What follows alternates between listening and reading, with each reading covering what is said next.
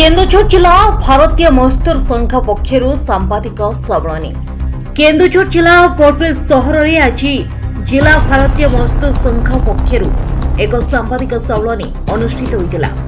इस सम्मेलन में जिला सभापति जिला संपादिका सह संपादिका आंचलिक भारतीय मजदूर संघर कर्मकर्ता माने उपस्थित रही।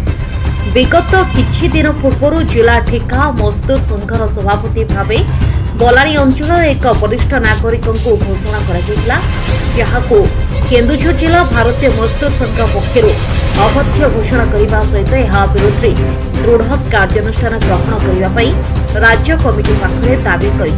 सर्वप्रथम समस्त मोर नमस्कार। मो ना बीणापाणी बेहेरा भारतीय मजदूर संघर जिला जॉइंट सेक्रेटरी अच्छी। जेते बड़े आमर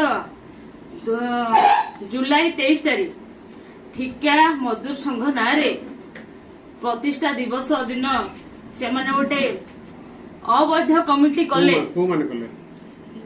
उमाकांत दास आउ किछि लोक नहीं कि प्रतिष्ठा दिवस दिन से गोटे ठिका मजदूर संघ ना संघरे से मीटिंग करी तांको जिला कमिटी कले। आपण देखंतु भारतीय जनता पार्टी गोटे संगठित पार्टी एते विशृंखला हैला केमती?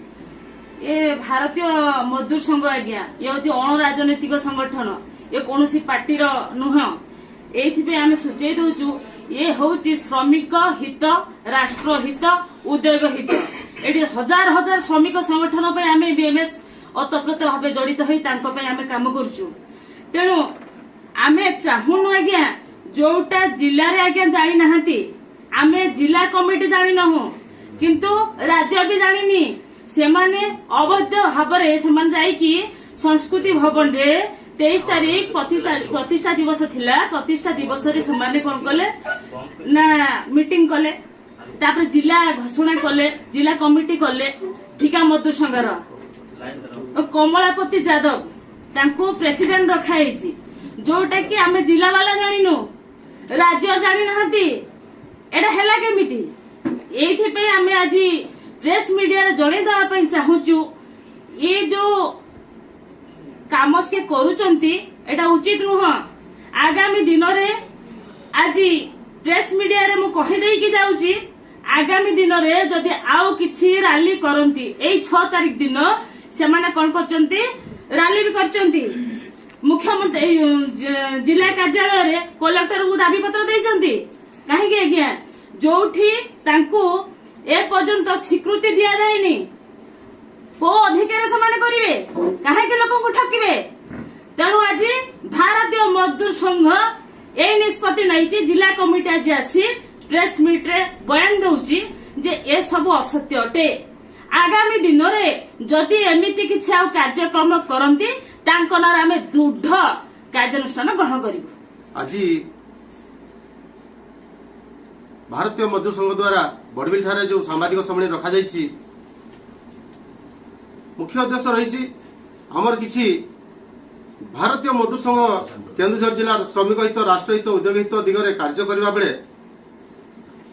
आमर किछि विशृंखलित गोष्ठी रही निज स्वार्थ को आखिरे तांको निज आगर रखी संगठन करबा बहाना केन्दुझर जिले में गत 23/7/2024 तारिख में एक भारतीय मजदूर संघर प्रतिष्ठा दिवस करबा बहाना केन्दुझर जिले में थिबा ठिका श्रमिक मानकर संगठन करी असंवैधानिक भाव से घोषणा करथिले जोटा कि ओडिशा ठिका मजदूर महासंघ केन्दुझर जिला नाम नामकरण करथिले।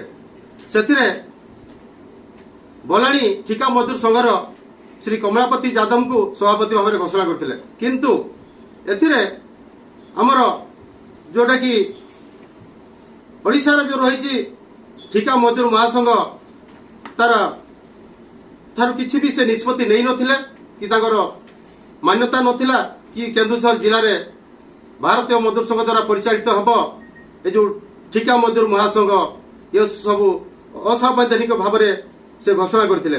तेणु करी आमे आज सूचई देबा पे चाहूचु जे केन्दुझर जिले में जो भारतीय मजदूर संघ द्वारा परिचालित हबो बोली मिछरे जो बहाना करी जो घोषणा करछिंदी ओडिशा ठिका मजदूर महासंघ केन्दुझर जिला को अवैध भाव जो घोषणा कले ताको आमे केन्दुझर जिला कमिटी आम तरफ कहूँ जे ताकू मान्यता देई नहीं, राज्य देई नहीं कि केन्दुझर जिला देई नहीं, ताकू आमे एथिपई दृढ़ कार्यानुष्ठान करबा पई हमर भारतीय मजदूर संघ ओडिशा राज्य को दाबी जणाउछु एवं हमर आज घोषणा करूछु जे जदि भी आगामी दिन रे सामाने ठिका मजदूर महासंघ नाम रे जदि भी आगामी दिन किसी कार्यक्रम करबा पई जाउछंती ताले ताको हम दृढ़ विरोध करिवु, जहा द्वारा सी केन्दुझर जिलार जिला कमिटी सहित सामाने परिचालित नहीं कि तांकर अगोचर जेहेतु कार्य करछंती किछु घर विरोध करबा पई आज हम सामाजिक सम्मेलन करछु। केन्दुझर बड़बिलरू दिपेश कुमार बेहेरा रिपोर्ट संधार न्यूज।